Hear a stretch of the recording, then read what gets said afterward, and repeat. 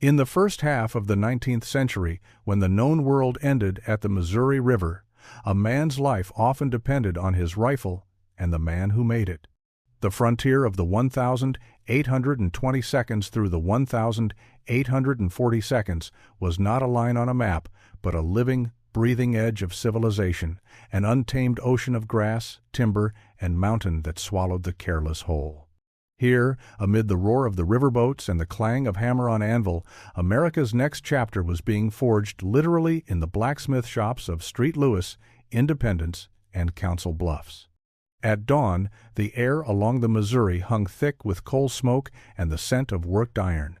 The blacksmith's hammer sang before the roosters did, and its rhythm carried across muddy streets where ox-drawn wagons creaked beneath loads bound for the west. In those frontier towns, a forge was more than a place of trade. It was the heart of progress, the pulse of expansion, and often the only line between life and death. Every trapper, scout, or emigrant heading toward the Rockies stopped at the smithy first. There, sparks leapt like fireflies as iron bars were bent into the tools of survival: axes, traps, knives, and rifles. The Missouri towns were the last refuge of civilization for those who would vanish into the wilderness.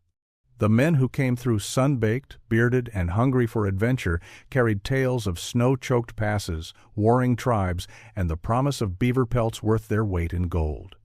The fur trade was the blood that fed this growing frontier.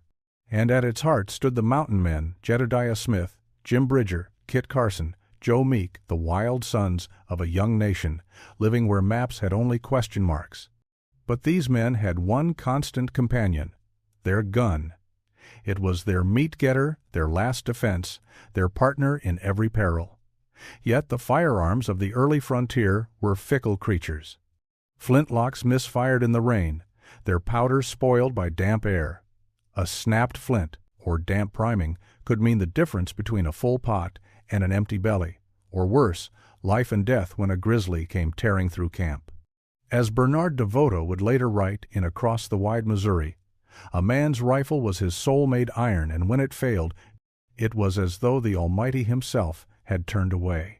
Into this world of raw necessity stepped a man named Eli Whitley. He was not a trapper nor an explorer, at least not of rivers and mountains. His wilderness lay in the heart of a forge.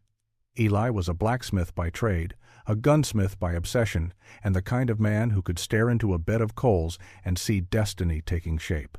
He was born in the late days of the War of 1812, a child of the frontier's rough edge, raised among men who knew that progress came from hammer and sweat, not parchment and pen. Apprenticed young, Eli learned to read the language of metal, the color of heat, the temper of steel, the sound of a clean strike. But where others were, content to make what the traders ordered, flintlocks of English or French design, long-barreled fowling pieces, or the light Northwest guns for trade, Eli saw only imperfection.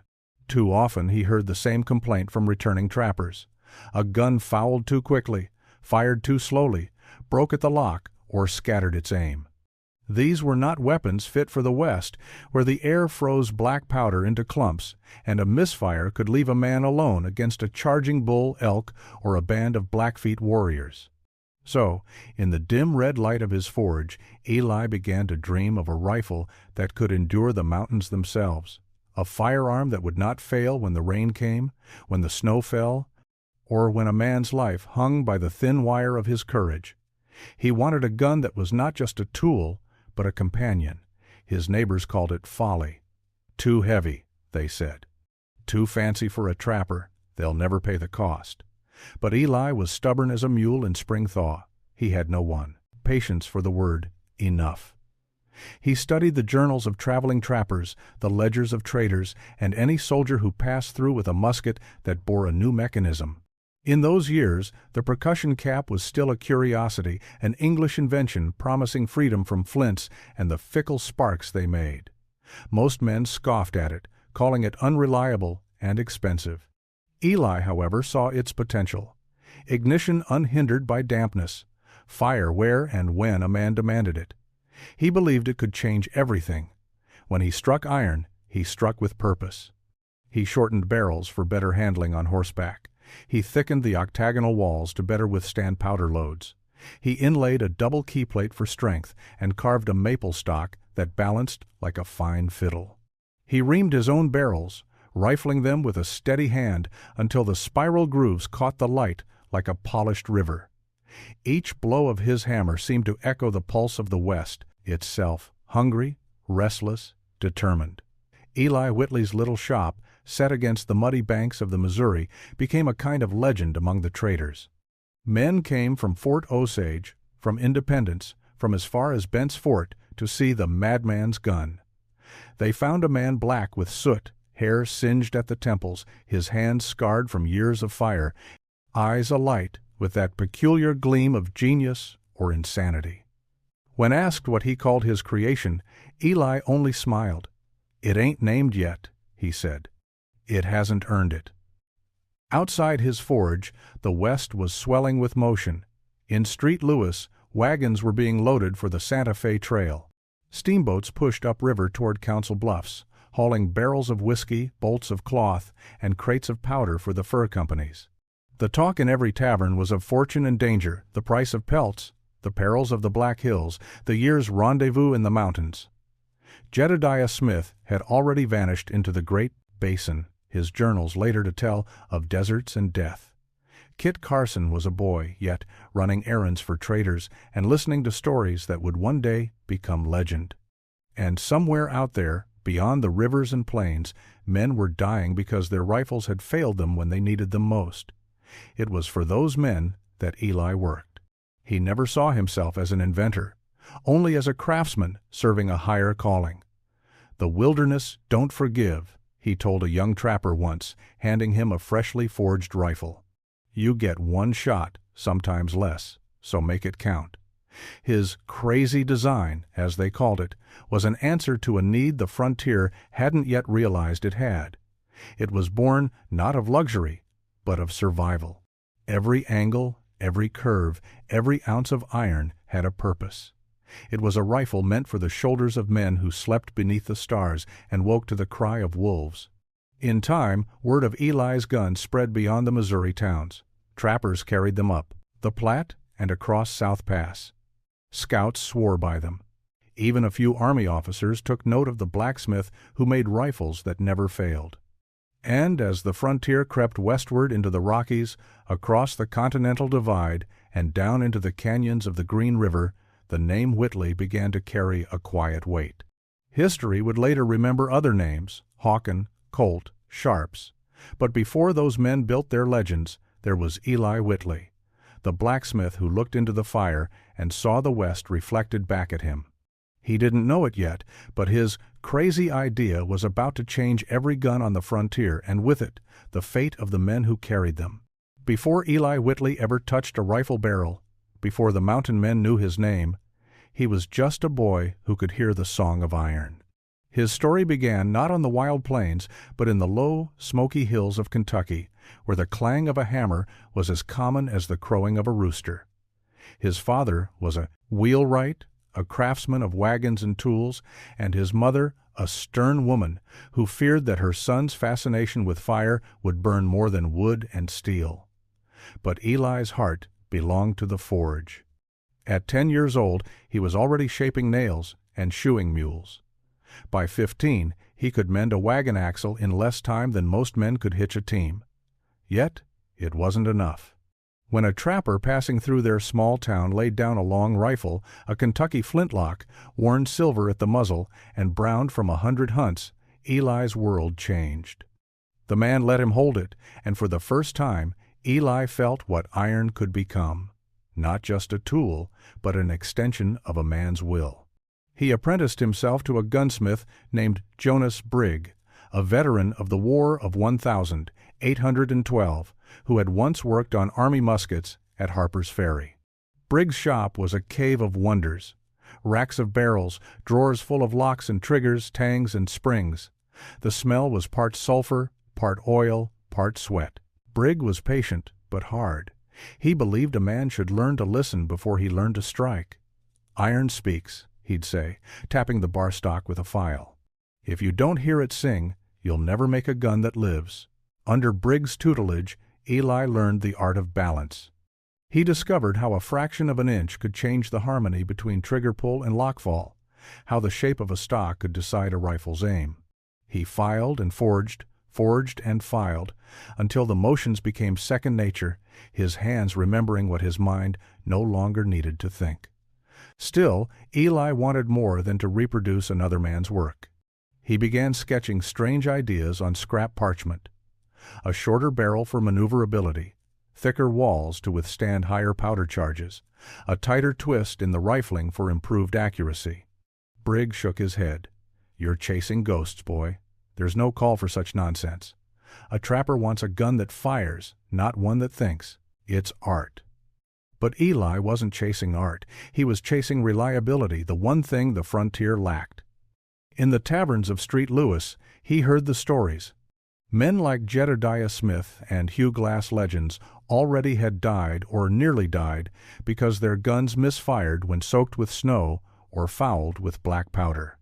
Eli thought of them, and of the thousands more whose names history forgot, and he burned with quiet purpose. In 1824, after 7 years at the anvil, Eli struck out on his own.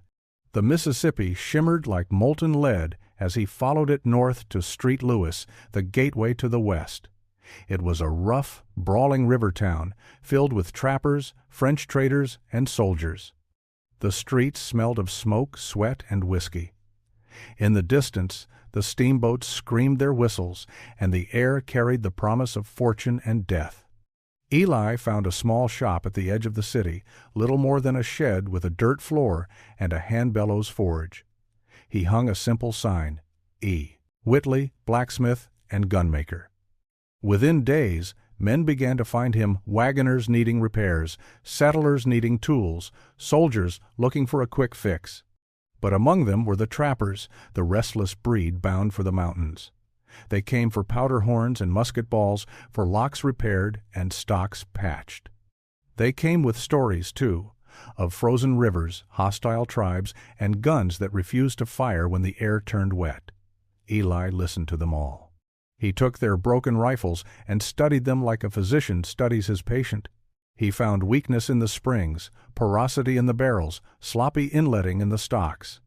Most guns were built cheap for the trade, never meant to last beyond a season. That offended him. If a man can trust his rifle, he'd say, he can trust his life. If he can't, he might as well carry a stick. In the evenings, when the forges along the river dimmed and the town settled to silence, Eli worked by lamplight, chasing perfection. He filed breeches until they fit tighter than a coffin lid, reamed bores until they gleamed like a river at dawn. When he wasn't shaping metal, he was reading. Hafen's Mountain Men and the Fur Trade wasn't yet written, but the ledgers of the fur companies told the same tale: death by weather, hunger, or misfire. By the end of the decade, Eli's reputation had grown. His rifles, still handmade, each one a labor of weeks, were known among the traders for their accuracy and power. He didn't yet know that others, like Jacob and Samuel Hawken, were chasing similar dreams just downriver. History often forges its geniuses in clusters, and though Eli Whitley never made it into the pages of official record, his kind were the reason such legends could rise at all. When the trappers gathered for the first great Rocky Mountain rendezvous in 1825, several carried rifles built in Eli's forge. They swore they fired truer, hit harder, and lasted longer than any flintlock from the east. Eli himself stayed behind, content to labor in obscurity, but word of his craft traveled faster than any steamboat. Orders came from as far away as Fort Laramie. He began to sign his barrels with a small engraved W near the tang, not for fame, but as a promise. He was no dreamer by then, no boy sketching impossible ideas. He was a man of 30, his beard blackened by soot, his eyes pale as steel. Yet that same quiet fire still burned within him, the fire of a smith who believed that what he made could shape more than iron. It could shape the destiny of a continent. And somewhere beyond the Missouri, the mountains waited vast, cold, and indifferent. They did not care about names or dreams. But soon, the rifles that came from Eli Whitley's forge would echo through their valleys. Each report a testament to a blacksmith's stubborn faith that a spark, struck true, could outlast the wilderness itself. By the time the 1,830 seconds rolled around, the West was no longer just a rumor, it was a hunger that pulled men like iron to a magnet. Beaver pelts fetched their weight in silver. Wagon wheels creaked toward horizons no map dared name. The Missouri towns were swollen with life. Traders, adventurers, soldiers, and the reckless souls who called themselves mountain men. Amid that storm of ambition, in a narrow forge on the outskirts of St. Louis, Eli Whitley was chasing his own impossible frontier, a perfect rifle. The blacksmiths of the day were practical men. They built what the customers wanted: smoothbore trade guns, light enough to carry and cheap enough to replace. But Eli was not content to repeat another man's pattern. To him, each piece of iron had a spirit that could be coaxed into greatness, if only the craftsman was stubborn enough to find it. Where others saw simplicity as virtue, he saw compromise as failure. He began his crazy design one winter when the river froze hard enough to halt all trade. In the flicker of his forge, he laid out his ideas in charcoal on the dirt floor. He would build a rifle shorter and heavier than the long Kentucky guns. The trappers carried a weapon that could be swung in the brush or fired from horseback. He forged the barrel from fine English steel, 8 flats to give strength without excess weight. He bored and rifled it himself, cutting a deeper twist than convention allowed, believing it would grip the ball tighter and shoot truer at distance. Then came the lock, the heart of any gun. Eli had grown weary of the old flint mechanisms that sparked unreliably in wet weather. He had studied the new percussion cap system just beginning to trickle westward from Europe. A tiny copper cap filled with fulminate of mercury, ignited by the fall of the hammer. It was expensive, delicate, and largely untested on the frontier. Most gunsmiths dismissed it as a gimmick, but Eli, ever the contrarian, saw salvation in that spark.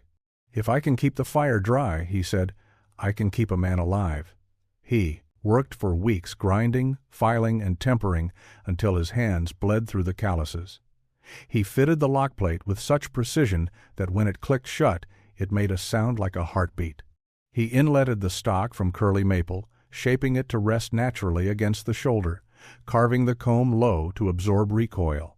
He added a double wedge to secure the barrel and a hooked breech so the rifle could be cleaned in the field. Every line was functional, every choice deliberate.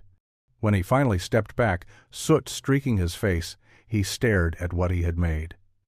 It was unlike any rifle in Missouri.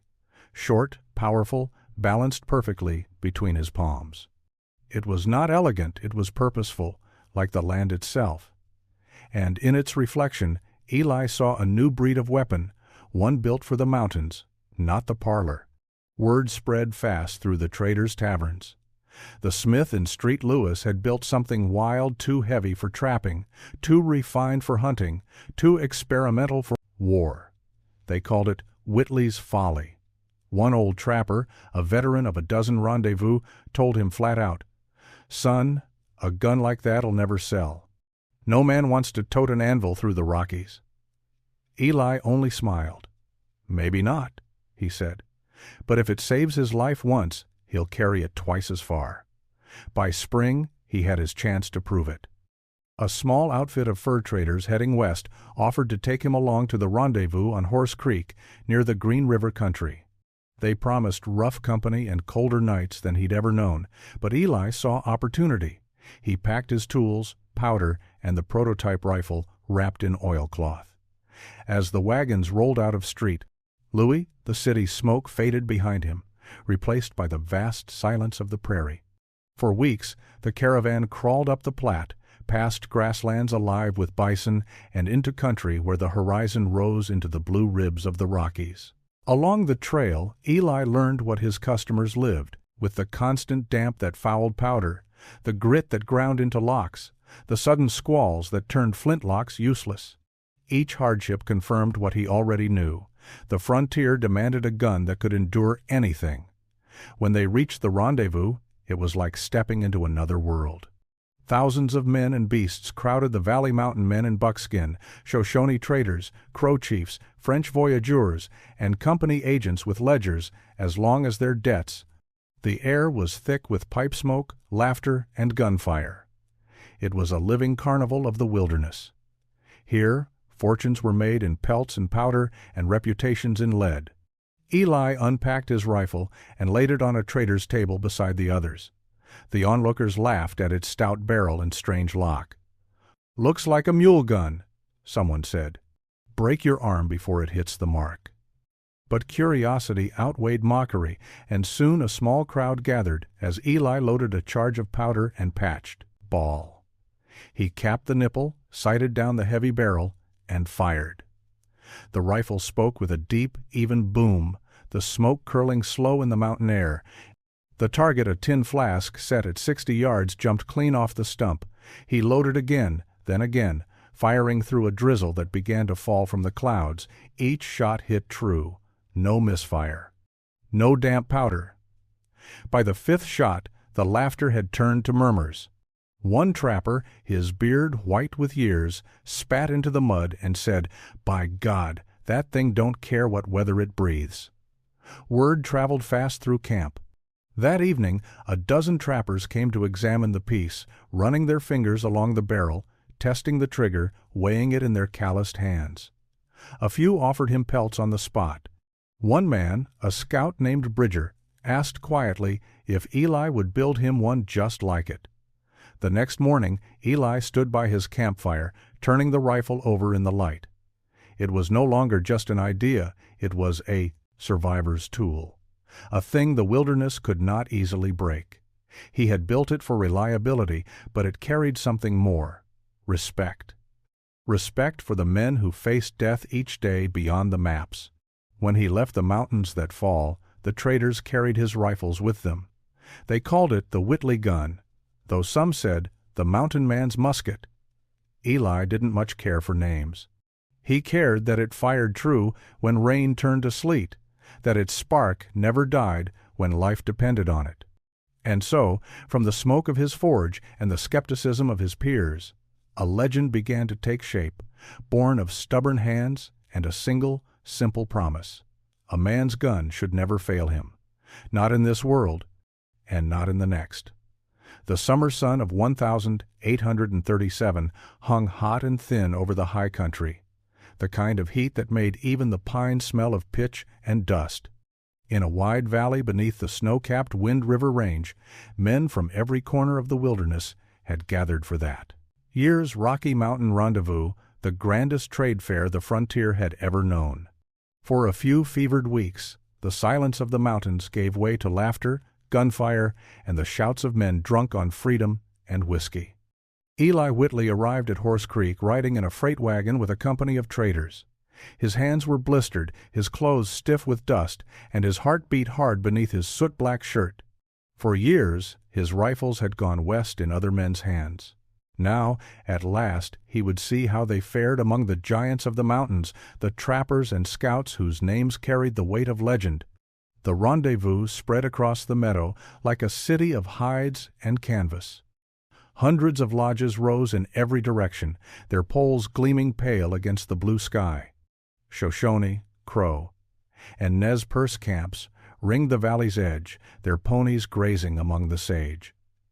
Traders' tents overflowed with goods from street, Lewis and beyond: blankets, coffee, tobacco, powder, traps, beads, rum, and guns, always guns.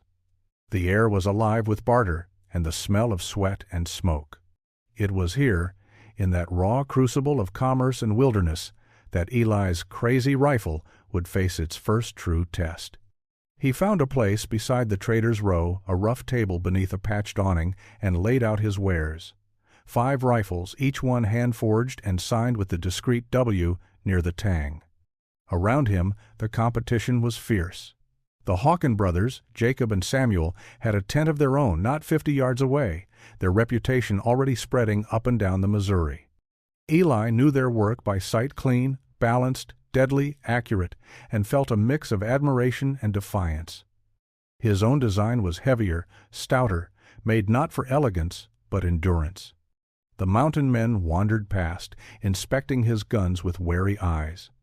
"Looks stout enough to shoot through a buffalo," one said. "Aye, laughed another, and heavy enough to sink a boat. Eli took their ribbing with a calm smile. Maybe so, he said, but I'll wager it'll still fire after that buffalo drags it through a river. By afternoon, the testing began. Shooting contests were as much a part of the rendezvous as trading or drinking. Men gathered to prove their skill and settle wagers, firing at targets set against the hillsides. The air cracked with gunfire, echoing through the valley like thunder. When Eli stepped forward with his rifle, a hush rippled through the crowd. Few had seen a percussion gun up close. Its copper caps gleamed in the sun like tiny coins. Its lock shone with a strange precision. He loaded slowly, deliberately measuring powder, patching ball, seating it firm with the ramrod. Then he capped the nipple, raised the rifle, and fired. The sound was deep and even, the recoil smooth. The target, an old hat nailed to a pine stump, jumped, then tumbled backward in a puff of dust. Murmurs rose from the crowd. He fired again and again. The shots came steady, unflinching. No sparks, no flash in the pan, no hesitation. The percussion lock did its work perfectly, even as the wind began to gust across the meadow. "Fire in any weather," Eli said quietly. "That's the promise." Among those watching was Jim Bridger, tall and lean, his buckskins worn to a polish. Bridger had seen more country than most men could imagine, from the Great Salt Lake to the Yellowstone geysers. He knew a good rifle when he saw one. After Eli's last shot, he stepped forward, running his hand along the barrel. "You made this yourself?" he asked. "Every inch of it," Eli said. "Steel's from Sheffield. Stock's Missouri maple." Bridger nodded slowly. "She feels right," he said. "Balanced." Then he glanced up with a grin.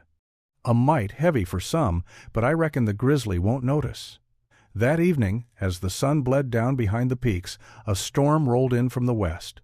The rain came sudden and cold, drumming on hides and canvas. The trappers huddled under their tents, but a few diehards stayed by the fire, wagering who could still hit a mark in the downpour. Flintlocks sputtered and failed sparks drowned by water. When they called on Eli to try his new contraption, he stepped forward, water streaming from his hat brim. He loaded, capped, and fired. The rifle spoke once, sharp and sure, its report echoing through the storm. The target, a chunk of bark at 50 yards, split clean in two. The crowd roared. Even the skeptics had to laugh and clap him on the back. Someone thrust a tin cup of whiskey into his hand. "To the crazy blacksmith!" they cheered. "To the gun that don't quit!" Later that night, Bridger came to his campfire carrying a pelt bundle and a pouch of coin. "You'll build me one," he said simply. "Same pattern, same barrel. The mountains have use for such iron." Eli agreed, his heart swelling with pride. The forge smoke of Street Louis felt a lifetime away. Yet it had brought him here to this wild congregation of men who lived and died by their rifles. As the fire crackled, Bridger told stories of narrow escapes of grizzlies and Blackfeet ambushes, of the endless hunt for beaver along frozen rivers. Each tale ended with the same refrain.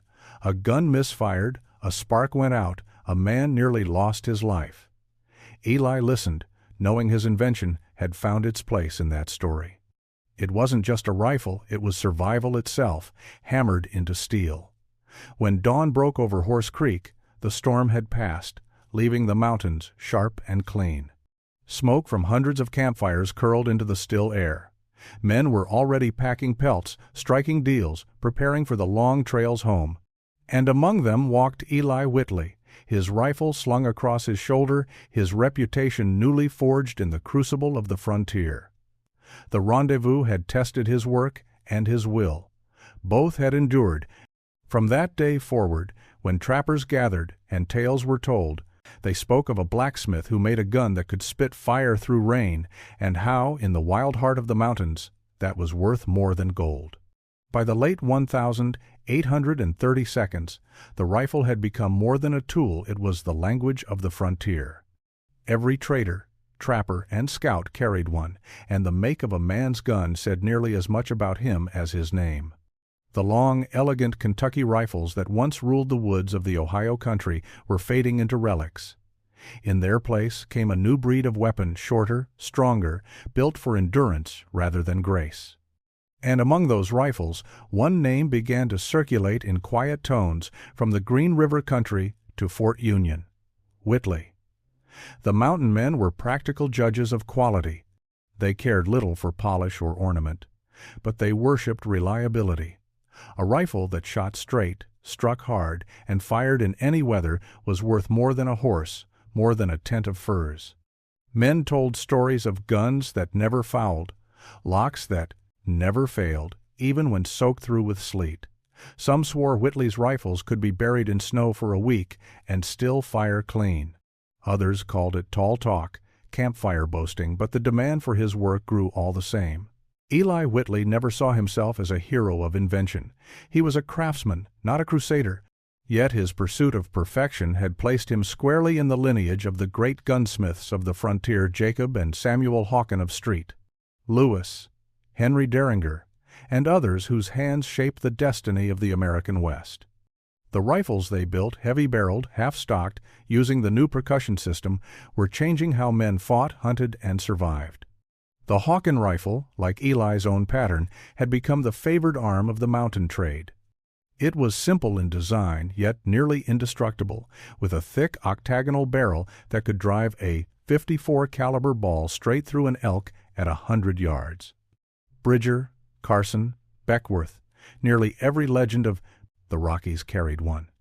And while Eli's shop was smaller, his innovations mirrored their evolution: stronger locks, refined balance, and that ironclad insistence that a gun must never betray its owner. The journals of men like Charles Larpenteur tell us what such craftsmanship meant. He wrote of trading rifles upriver at Fort Union and of how the best of the street Louis pattern guns were worth near their weight in peltries. A mountain man might live a year by his traps, but his rifle kept him alive every day of it. It was his defense, his dinner, his companion in loneliness. He named it, mended it, cleaned it, as carefully as a priest tends his altar. When a rifle fired true, a man would swear it loved him back. Eli's rifles began appearing in those same trade posts, rarely, quietly, their marks small but unmistakable. A simple W, sometimes followed by a faint engraving of a flame. Some said it stood for Whitley, others for weatherproof, a joke among trappers who watched their flintlocks fizzle in the rain while the Whitley rifle spat smoke through storms. By 1840, the fur trade was waning. The beaver were trapped near to extinction, and silk hats in Europe had replaced the old felt. But the rifles remained. They passed from trappers to scouts, from scouts to emigrants rolling west in wagon trains.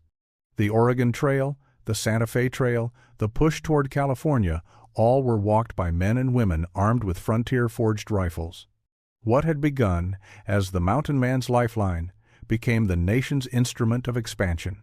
Historians like Bernard DeVoto would later write that the mountain men opened the veins through which civilization would flow. If that was true, the blacksmiths were the ones who forged the tools for that opening. Each hammer blow, each filed lock plate, was a spark of progress struck against the anvil of wilderness. Eli's design, born of obsession and scorned as folly, had joined that lineage. He never sought fortune. His shop remained small, his hands rough. Yet his ideas spread far beyond him, carried by the men who trusted his rifles to keep them alive. Some were copied outright by other smiths. Others were refined, standardized, industrialized. By the time factories in the East began producing mass-made percussion rifles, the frontier had already proven the worth of Whitley's kind of thinking: simplicity, strength, and the stubborn refusal to accept failure. In the ledgers of the Rocky Mountain fur trade, Eli Whitley's name appears only once: an order for 5 rifles of heavy barrel and short stock, Street, Louis pattern. But in the oral history of the frontier, his legend lived in every man who carried a rifle through snow and storm and found that it fired when nothing else would. For the mountain men, that was enough. They didn't care who made it, only that it worked. And so, as the fur trade faded into memory and the trails westward filled with settlers, the legacy of Eli Whitley endured not as a monument or a headline, but as a spark in the iron, burning quietly in every rifle that bore the soul of the frontier. By the early 1842, the world Eli Whitley had known was changing faster than iron could cool. The fur trade was collapsing, and with it went the great wilderness economy that had fueled the dreams of a generation. The trappers were vanishing, some turning scout, others farmer, many simply disappearing into the very mountains they once ruled. But their rifles remained, carried now by a new breed of frontiersmen. The frontier was no longer the solitary domain of mountain men, it was the threshold of a nation on the move. Wagon trains rolled west by the hundreds, loaded with families and furniture, Bibles, and powder horns. They followed the old trapping routes, the Platte, the Sweetwater, the Laramie, turning the silent trails of beaver men into the highways of empire. And among them, often resting across a driver's knees or slung beneath a wagon seat, were the rifles forged by Eli Whitley's stubborn hand. Eli's rifles had become quiet legends among the emigrants. They were said to shoot straighter, resist rust, and fire clean after days of rain. Some called them trail guns, others mountain pieces. But the mark of the W on the barrel was enough to set them apart. They weren't fancy, just reliable, a word that, in those years, meant everything. As the frontier expanded, so too did the conflicts. Settlers pressed into lands long held by native nations, and skirmishes followed the wagons like shadows. The U.S. Army sent surveyors and escorts to protect the emigrant trails, men armed with muskets too clumsy and temperamental for the rough country. It wasn't long before officers noticed that the civilian rifles, the sturdy half-stock, heavy-barreled plains guns, outperformed anything issued by the government. A few of those officers found their way to Eli's shop in Street Louis. He remembered one, in particular, Captain Nathaniel Boone, the youngest son of the old Daniel Boone line, serving with the dragoons out of Fort Leavenworth. Boone was a man of quiet words and sharp eyes. He examined one of Eli's rifles with the reverence of a priest handling scripture. "You've done what the armories back east haven't," he said. "Built a rifle that won't quit." Eli only nodded. "Wasn't for war," he replied. "Was for men who can't afford to miss." But war was coming all the same. By 1846, the United States and Mexico were locked in conflict, and the frontier had become a battlefield stretching from Texas to California. Men who had once hunted beaver now scouted for the Army. Kit Carson guided troops through deserts he'd first explored with rifle in hand. The tools of survival had become tools of conquest. And Eli Whitley's rifles, meant for defense against nature's indifference, found themselves pointed at other men. The change troubled him deeply. He had built his weapons for hunters, not soldiers. To him, the forge was a sacred place, a place where a man could wrest order from chaos. But now his rifles were being ordered in bulk, their designs copied by armories that cared only for efficiency. Each time a buyer came not with a handshake but a ledger, Eli felt a little of his purpose cool like quenched steel. Still, he could not stop forging. The work had become his breath. Late into the night, he hammered and filed, not for profit but for peace of mind. He told himself that a reliable rifle, in any hands, might yet save more lives than it took. But the truth weighed heavy. The wilderness he'd built for was dying. The sound of axes was replacing the cry of the hawk. In the spring of 1847, as news reached Street Louis of the capture of Mexico City, Eli stood outside his shop and watched a company of volunteers march west. Their muskets gleamed in the sun uniform, unfeeling. He wondered how many would return and how many would come to curse the very weapons they carried. When he turned back to the forge, the glow felt colder than he remembered. The fire still roared, but the sparks no longer danced. He thought of Bridger and Carson, of the mountain men who had once carried his rifles through storms and across frozen rivers. They had used them not for conquest, but for survival, for the simple right to keep breathing in a land that wanted them dead. That night he forged one final barrel, heavy and flawless. As it cooled, he carved a small inscription into the underside of the stock. for the frontier that was. It was not meant for sale. It was a memorial, hammered in iron, a promise that even as the West turned to war and settlement, something of its old spirit would remain. When dawn came, the smoke from his chimney rose straight into the pale sky, the last visible sign of a man who had given the frontier one of its most faithful companions. Eli Whitley had never been a soldier, nor a hero, nor a legend in any book, but in every rifle that fired clean through wind and rain, his hand was there. And though the frontier itself was fading, his work, like the mountain men who carried it, belonged to eternity. By the middle of the 19th century, the old frontier had begun to slip quietly into memory. The great beaver trade was gone. The trappers who once ruled the wilderness had traded their buckskins for calico shirts or army coats. The forts along the Missouri Union, Bent, Laramie, still stood, but the sound of the blacksmith's hammer now mingled with the crack of carpenters' saws and the rattle of settlers' wagons. Civilization was arriving in earnest, and the wilderness was shrinking beneath it. In the fading light of that era, Eli Whitley was an aging man. His hair had gone white, and his hands trembled from decades of hammer blows, but his eyes still carried the same glint of fire that had once lit his forge. His shop in Street Louis was no longer the bustling hub it had been during the height of the fur trade. The big orders had slowed. The military preferred mass-produced rifles stamped from factories in Springfield and Harper's Ferry. But every so often, a traveler or old trapper would knock on his door and ask if the old man might still make one of them Whitley guns, the kind that don't give up. Eli never refused them. To those who came, his forge was a kind of shrine. The walls were blackened with decades of smoke, the anvil worn smooth as river stone. Hanging above his bench were relics of the trade bent barrel molds, broken springs, half-finished locks, and tools that had shaped the West one spark at a time. Outside, the city had grown around him, cobbled streets, gas lamps, steamboats churning upriver with the steady rhythm of progress. But inside the forge, time stood still. The air smelled of iron, oil, and old dreams. In his final years, Eli often received visitors, men whose names would later fill history books, scouts, soldiers, explorers. Kit Carson himself stopped by once, on his way east after guiding John C. Fremont through the mountains. Carson's face was sunburned and lined from years in the saddle, but his eyes still carried the calm of a man who'd seen too much to fear anything more. He shook Eli's hand and said, "I don't know if I ever carried one of yours, old man, but I surely carried its cousin, and it never failed me." Eli just smiled. "That's all any rifle ought to do, stand by its man." When Carson left, Eli sat by the forge long after the coals went dark, thinking of how far those rifles had traveled across the Rockies, through deserts and snowfields, into history itself.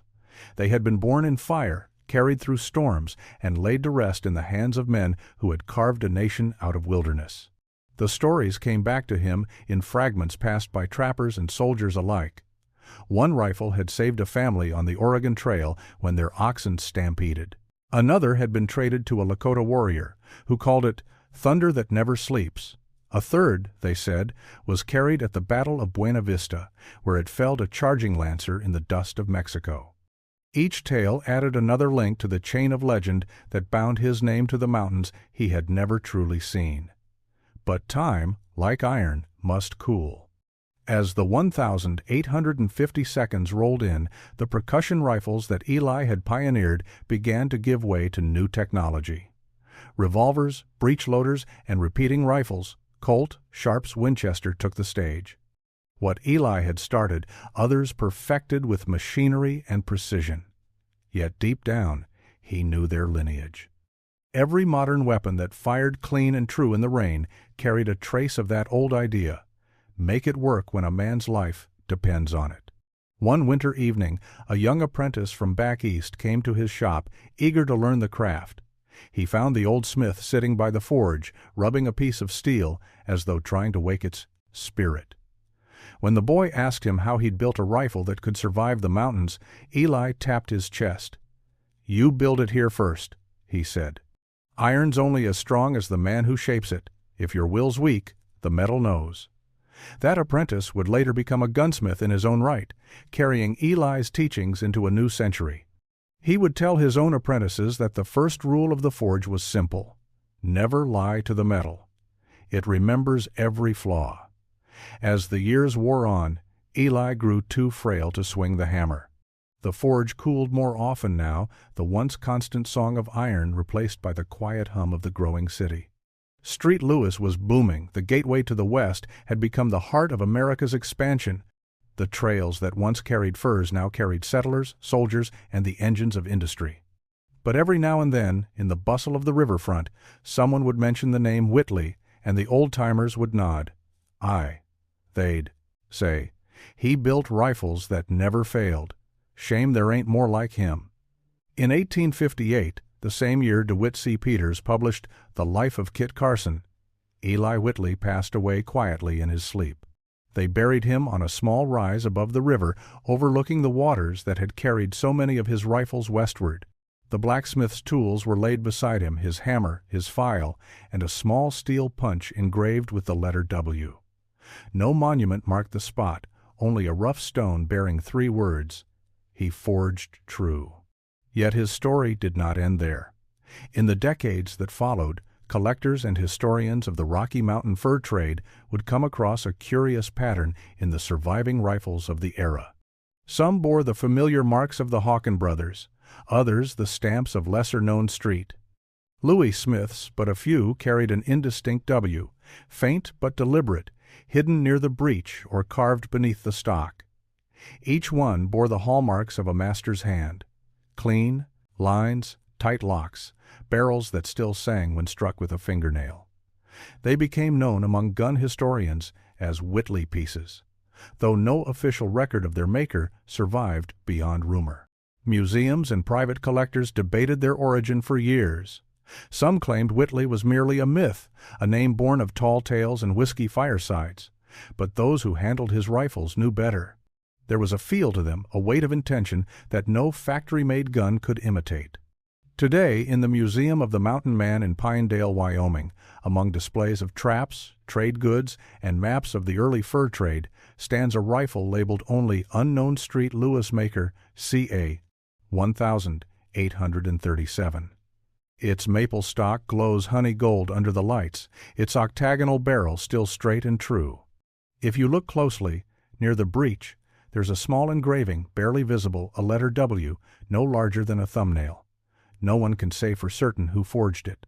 But to those who know the stories, the legends of the trappers, the words of Bridger and Carson, the whispered name of the blacksmith who built a gun that could spit fire through rain, it is enough. Eli Whitley's forge has long been cold, but his fire lives on in steel, in memory, and in the spirit of every man who refuses to let the wilderness win. For in the end, that was his true creation, not a weapon, but a testament. A reminder that in the harshest of worlds, a man's worth, like his metal, is proved only by the heat he endures.